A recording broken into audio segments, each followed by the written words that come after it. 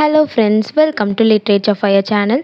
இன்றைக்கி நம்ம சேனலில் மஞ்சுளா பத்மநாபன் அவங்க எழுதின லைட்ஸ் அவுட் அப்படிங்கிற பிளேயோட சம்மரியை தான் பார்க்க போகிறோம். அதுக்கு முன்னாடி இந்த மாதிரி சம்மரி வீடியோஸ்க்கு நம்ம சேனலை சப்ஸ்கிரைப் பண்ணிக்கோங்க. அதுக்கு முன்னாடி ஆத்தரை பற்றி ஒரு குட்டி இன்ட்ரோ பார்த்துடலாம். இவங்க தான் மஞ்சுளா பத்மநாபன். இவங்க ஒரு Indian playwright, journalist, comic strip artist and children's book author. இவங்களோட ஒர்க்ஸ் எல்லாம் பெரும்பாலும் science, technology, gender and international இன்இக்வாலிட்டிஸை பற்றி பேசுகிற மாதிரி இருக்கும். இவங்களோட நோட்டபிள் ஒர்க்ஸ்னு பார்த்தோன்னா த ஆர்டிஸ்ட் மாடல் 1995, செக்ஸ்டெட் 1996. அது மட்டும் இல்லாமல் இவங்களோட பிளே ஆன ஹார்வெஸ்ட்க்கு இவங்க ஒனாசிஸ் அவார்டு வாங்கியிருக்காங்க அண்ட் சுஷீலா தேவி அவார்ட் இப்போ ரீசெண்டாக 2024 தான் வாங்கியிருக்காங்க. இப்போ முதல்ல இந்த பிளேயோட கேரக்டர்ஸ் என்னென்னு பார்த்துடலாம். முதல் கேரக்டர் பாஸ்கர். இவர் யாருன்னா இந்த வீட்டோட தலைவர். இவர் லேட் 30s, அதாவது 30 வயசுக்கு மேலே இருப்பார். இவர் ஒரு மிடில் இன்கம் வர அளவுக்கு இருக்கிற ஒரு கவர்மெண்ட் ஆஃபீஸர். நெக்ஸ்ட் கேரக்டர் லீலா. லீலா யாருன்னா பாஸ்கரோட ஒய்ஃப். இவங்களும் பாஸ்கரோட ஏஜ் தான் இருப்பாங்க.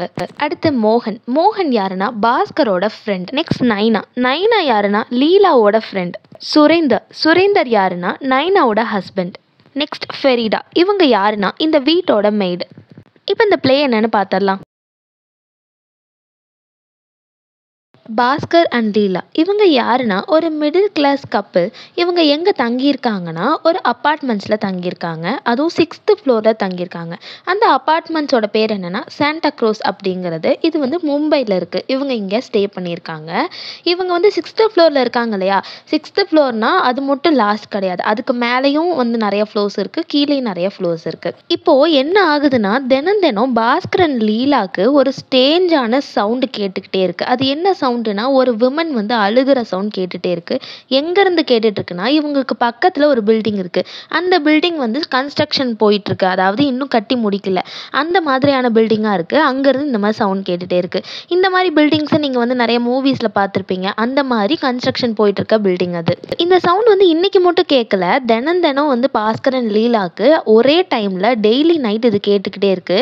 இந்த சவுண்டுனால லீலா வந்து ரொம்ப டிஸ்டர்பாக இருக்காங்க. அவங்களுக்கு அந்த சவுண்டை கேட்டு ரொம்ப பயப்படுறாங்க. இந்த சவுண்ட் அவங்களால கேட்கவே முடியல.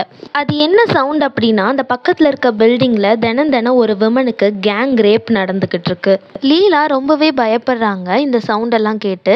தினமும் இந்த டைம் ஆனால் அந்த சவுண்டு கேட்கும் போதெல்லாம் இவங்க வீடோட டோர்ஸு, விண்டோஸு இது எல்லாமே வந்து க்ளோஸ் பண்ணி வச்சுருவாங்க. கர்டைன்ஸ் எல்லாம் கூட இழுத்து விட்டுருவாங்க. அண்ட் ஆல்சோ இவங்களோட சில்ட்ரன்ஸ்க்கு வந்து தனி ரூம்ஸ் இருக்குது. அந்த ரூமோட டோரையும் ஷட் பண்ணி வச்சுருவாங்க.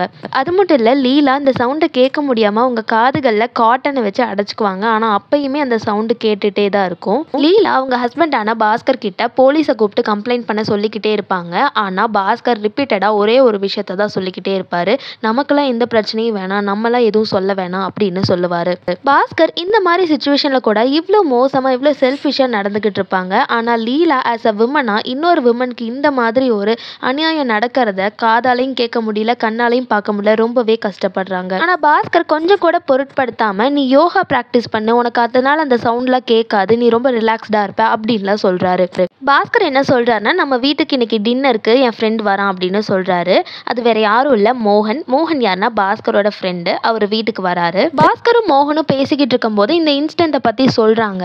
டெய்லி இந்த மாதிரி நடந்துக்கிட்டு இருக்குன்னு சொல்கிறாங்க. அப்போ மோகன் கொஞ்சம் கூட அந்த பொண்ணுக்கு வந்து ஹெல்ப் பண்ணணும்னு நினைக்காம அந்த இன்சிடென்ட்டை பற்றி ரொம்ப க்யூரியஸாக வந்துட்டு விசாரிச்சுக்கிட்டு இருக்காரு. பாஸ்கரும் மோகனும் அந்த விஷயத்தை பற்றி டிஸ்கஸ் தான் பண்ணுறாங்களே தவிர அந்த பாதிக்கப்பட்ட பொண்ணுக்கு எப்படி ஹெல்ப் பண்ணணும் அப்படிங்கிற இன்ட்ரெஸ்ட் சுத்தமாக அவங்க 2 பேருக்கும் இருக்கிறது இல்லை. பாஸ்கர் மோகன் கிட்ட அந்த பக்கத்து பில்டிங்கில் இருக்க அந்த குரூப் ஆஃப் மென்னை பற்றி பேசிக்கிட்டு இருக்காரு. அண்ட் ஆல்சோ அங்கே பாதிக்கப்பட்ட அந்த பொண்ணை பற்றி சொல்கிறாரு. அவள் நேக்கடாக இருக்கிறத பற்றி சொல்கிறாரு. கொஞ்சம் கூட ட்ரெஸ் இல்லாமல் அவள் இப்படி நேக்கடாக இருக்கா, அவளுக்கு கொஞ்சம் கூட அசிங்கமாகவே இல்லையா, வெக்கமாகவே இல்லையா அப்படின்னு சொல்லி அப்போ கூட அந்த பொண்ணு மேலே தான் தப்பு சொல்கிறாங்க. ஆனால் லீலா போலீஸ்க்கு கால் பண்ண சொல்லி ரொம்பவே கெஞ்சுறாங்க. மோகன் என்ன சொல்கிறாருன்னா இது எதுவுமே இல்லை, அங்கே நடக்கிறது ஒரு ரிலீஜியஸ் செரமோனி அப்படின்னு சொல்கிறாரு. இதை பற்றி யாரும் கவலைப்பட தேவையில்லை, அங்கே ஒரு ரிலீஜியஸ் செரமோனி தான் நடக்குது அப்படின்னு சொல்கிறாரு. ரிலீஜியஸ் செரமோனி அப்படின்னா இப்போ பலி கொடுப்பாங்களே அந்த மாதிரி ஏதாவது ரிலீஜியன் சம்மந்தமாக தான் இருக்கும் அப்படின்னு சொல்கிறாரு. கண் கூட ஒரு விஷயத்தை இப்படி பார்த்துமே இந்த விஷயத்துலேருந்து எஸ்கேப் ஆகிறதுக்காக என்னெல்லாம் சொல்கிறாங்க இங்கே இருக்கிற மென்ஸ் எல்லாம் அப்படிங்கிறத ஆத்தர் ரொம்பவே இங்கே வந்துட்டு தெளிவாக காட்டியிருக்காங்க. அந்த சவுண்ட் ரொம்ப அதிகமாக வந்துக்கிட்டு இருக்கு. அந்த விமன் அவ்வளோ கதறாங்க. ஆனால் இவங்களுக்கு கொஞ்சம் கூட அவங்களுக்கு ஹெல்ப் பண்ணணும்னே தோணலை. அந்த இன்சிடெண்ட்டை பற்றி என்ன இருக்கும், அப்படி இருக்கும், இப்படி இருக்கும்னு சொல்லி டிஸ்கஸ் பண்ணிக்கிட்டே தான் இருக்காங்க. இங்கே ஒரு விஷயம் தெளிவாக புரியுது. இந்த இடத்துல ஒரு மனித நேயம் அப்படிங்கிற விஷயம் எங்கே போச்சு, இவங்க காதெல்லாம் வந்துட்டு செவிடா இருக்கா அப்படிங்கிற அளவுக்கு சொசைட்டியில் இருக்க பீப்புளெலாம் எப்படி இருக்காங்க, இவங்க மட்டும் இல்லை அந்த அப்பார்ட்மெண்ட்டில் எத்தனை பேர் குடியிருக்காங்க, எல்லாரோட காதுகளில் எங்கே போச்சு அப்படிங்கிறத இங்கே தெளிவாக ஆத்தர் காட்டுறாங்க. அந்த விமனோட சவுண்ட் எப்படி கேட்குதுன்னா, let me go, help me அப்படின்னு சொல்லி என்னை விடுங்க, என்னை ஹெல்ப் பண்ணுங்க, நான் போகிறேன் அப்படிங்கிற மாதிரி அப்படி அழுகிற சவுண்ட் கேட்குது. பாஸ்கரும் மோகனும் அந்த சவுண்ட் அவங்கள கொஞ்சம் கூட டிஸ்டர்ப் பண்ணவே இல்லை. ஆனால் லீலா ரொம்பவே டென்ஷனாக இருக்காங்க. என்ன ஆகுமோ ஏதாகுமோ, போலீஸை கூப்பிடுங்க அப்படின்னு சொல்லி. இப்போ இந்த சமயத்தில் லீலாவோட ஃப்ரெண்டான நைனா வராங்க. நைனாக்கு ஸ்டார்டிங்கில் எதுவுமே தெரியல. ஆனால் அந்த சத்தத்தை கேட்டு அது என்ன சத்தம் அப்படின்னு சொல்லி ஜன்னல் வழியாக பார்க்குறாங்க. அவங்க பார்த்த அந்த காட்சியை அவங்களால அப்படி ஸ்டன் ஆகி நிற்கிறாங்க. ஒரு 3 மென் வந்து அந்த விமனை ஹோல்ட் பண்ணியிருக்க மாதிரியும் 4வது மென் வந்து அவங்கள பிடிச்சி தரன்னு இழுத்துட்டு போய் ப்ரூட்டலாக அட்டாக் பண்ணுற காட்சியை பார்க்குறாங்க. ஆஸ் அ விமனா அவங்களும் ஹெல்ப் பண்ணணும்னு நினைக்கிறாங்க அந்த விமனுக்கு. அவங்களால அந்த காட்சியை பார்க்க கூட முடியல. இப்போ நைனாவோட ஹஸ்பண்ட் சுரேந்தர் வராரு. சுரேந்தரும் இந்த கிரைமை பார்க்குறாரு. அவர் பேச முடியாமல் வாயடைச்சு போயிட்டாரு.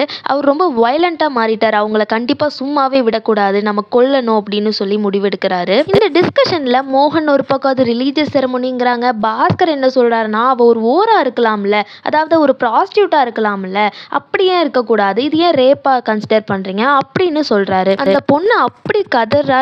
டெய்லி நைட் நடந்துக்கிட்டு இருக்கு இந்த மாதிரியான சம்பவம். அது எப்படி வந்து அவ்வளோ ஓர் அப்படின்னு அந்த இடத்துலையும் ஒரு விமனை தான் அவங்க அட்டாக் பண்ணி பேசுகிறாங்க. எல்லாமே இந்த இன்சிடெண்ட்டை பற்றி சும்மா பேசிக்கிட்டு தான் இருக்காங்களே தவிர யாருமே போலீஸ்க்கு கால் பண்ணுற மாதிரியே தெரியல. லீலாவை இது கால் பண்ணுறேன்னு சொல்லி பிஸியாக இருக்குது, நம்பர் கனெக்ட் ஆக மாட்டேது, இந்த மாதிரி தான் சொல்லிக்கிட்டு இருக்காங்க. இங்கே இருக்க லீலா அண்ட் நைனா கூட ஹெல்ப் பண்ணணும்னு நினச்சாலும் இவங்களோட ஹஸ்பண்ட்ஸ் முன்னாடி, அதாவது மென்ஸ் முன்னாடி தோற்று போய் தான் உட்காந்துருக்காங்க. ஒரு விமன் மென் முன்னாடி ஒரு ஹெல்ப்லெஸ்ஸாக இருக்காங்கங்கிறது இங்கே தெளிவாக காட்டுறாங்க. அண்ட் ஆல்சோ பேட்ரியார்க்கல் பவர், அதாவது ஆணாதிக்கம், அவங்களோட பவர் எந்த அளவுக்கு இருக்குது. ஒரு விமன் அந்த பொண்ணுக்கு வந்து ஹெல்ப் பண்ணணும்னு நினச்சாலும் அதையும் செய்ய முடியாமல் நடக்கிறதுக்கு காரணம் யார்? இங்கே இருக்க மென் தானே, இவங்க ஹஸ்பண்ட்ஸ் தானே அப்படிங்கிறது. இவங்க இதையும் மீறி போய் அங்கே ஹெல்ப் பண்ணால் என்ன ஆகும்? இவங்களோட மேரேஜ் லைஃப்பில் ஏதாவது ஒரு பாதிப்பு ஏற்படும். இவங்க மேரேஜை சேவ் பண்ணுறதுக்காக அங்கே ஒரு விமனுக்கு இவங்களால ஒரு விமனாக ஹெல்ப் பண்ண முடியல அப்படிங்கிறத இங்கே தெளிவாக காட்டுறாங்க. சுரேந்தர் வந்து டைரெக்டாக அட்டாக் பண்ணலாம், நம்ம நேராக கார்லேயே அந்த பில்டிங்குள்ளேயே போகலாம், ஆசிடு கத்தி இதெல்லாம் ரெடியாக எடுத்து வச்சுக்கோங்கன்னு சொல்லவும் அந்த வீட்டில் இருக்க ஃபெரிடா மெய்டு இருக்காங்களே அதெல்லாம் அவங்க ரெடியாக எடுத்து வச்சுட்டு இருக்காங்க. அண்ட் ஆல்சோ என்னெல்லாம் பேசுகிறாங்கன்னா, அங்கே போனால் ஒரு ஃபோட்டோ எடுத்துக்கலாம் அந்த விஷயத்தை, அதை நம்ம பப்ளிஷ் பண்ணால் மேகசின் காமிச்சா நமக்கு வந்துட்டு ஒரு பாப்புலாரிட்டி கிடைக்கும், நமக்கு அது மூலிமா அமௌண்ட் கிடைக்கும் அப்படின்னு. இந்த மாதிரி சுச்சுவேஷன் கூட இப்படியெல்லாம் திங்க் பண்ண முடியுமா அப்படிங்கிறது இங்கே ஆத்தர் தெளிவாக காட்டுறாங்க. இப்போ அட்லாஸ்ட் என்ன ஆகுதுன்னா, அந்த விமனோட கதறல் சத்தம் இப்போ கேட்கல. அந்த ரேபிஸ்ட் கேங் அங்கேருந்து போயிட்டாங்க. எப்போதும் போல் தினமும் நடக்கிற மாதிரி இன்னைக்கு நைட்டும் நடந்து முடிஞ்சிருச்சு. இந்த பிளேயில் ஆத்தர் என்ன காட்டுறாங்கன்னா, லைட்ஸ் அவுட் அப்படின்னா இந்த விஷயத்துக்காக பயந்து எல்லாரும் அவங்கவுங்க வீட்டில் லைட்ஸ்லாம் ஆஃப் பண்ணிட்டு இந்த மாதிரி ஓப்பனாக அங்கே வந்து இப்படி ஒரு விஷயம் அநியாயம் நடந்துக்கிட்டு இருக்கு, அவங்களுக்கு எவ்வளோ தைரியம் இருந்தால் ஓப்பனாக எல்லாரும் பார்க்குறாங்கன்னு தெரிஞ்சுமே லைட்ஸ் எல்லாம் ஆஃப் பண்ண சொல்லி மிரட்டிட்டு அவங்க அந்த மாதிரி ஒரு விஷயத்தை அங்கே நடத்திக்கிட்டு இருப்பாங்க. ஆனால் இங்கே இருக்க பீப்புளோட மென்டாலிட்டியில் எப்படி இருக்குது, ஏன் முன் வர மாட்டேங்கிறாங்க, எல்லாரும் என்ன இந்த சொசைட்டியில் அப்படி விமனுக்கு அப்புறம் என்ன தான் சேஃப்டி இருக்குது அப்படிங்கிறத இங்கே தெளிவாக காட்டுறாங்க. இன்னொன்று என்னன்னா, இந்த பிளே வந்து ஜஸ்ட் பிளே கிடையாது, இது ஒரு உண்மை சம்பவம். ஆமாம், இதே மாதிரி ஒரு சம்பவம் இந்த மாதிரி நடந்து அவங்க எந்த ஆக்ஷனும் எடுக்காமல் இந்த மாதிரி ஒரு அநீதி நடந்திருக்கு. இதை வந்து ஒரு ஐவிட்னஸ், அதை பார்த்த ஐவிட்னஸ் வந்துட்டு சொன்னதை வச்சு தான் இந்த பிளே எழுதியிருக்காங்க. சாண்டா க்ரூஸ் அப்படிங்கிற அப்பார்ட்மெண்ட்ஸில் பாம்பேயில் 1982 நடந்திருக்கு. ரியல் லைஃப்லையும் இந்த பிளேயில் சொன்ன மாதிரியே இந்த இன்சிடெண்ட் ஒரு வாரத்துக்கும் மேலே நடந்திருக்குன்னு சொல்லப்படுது. இப்படி தான் இந்த பிளேவை ஒரு டார்க் நோட்டை வச்சு முடிக்கிறாங்க மஞ்சுளா பத்மநாபன்.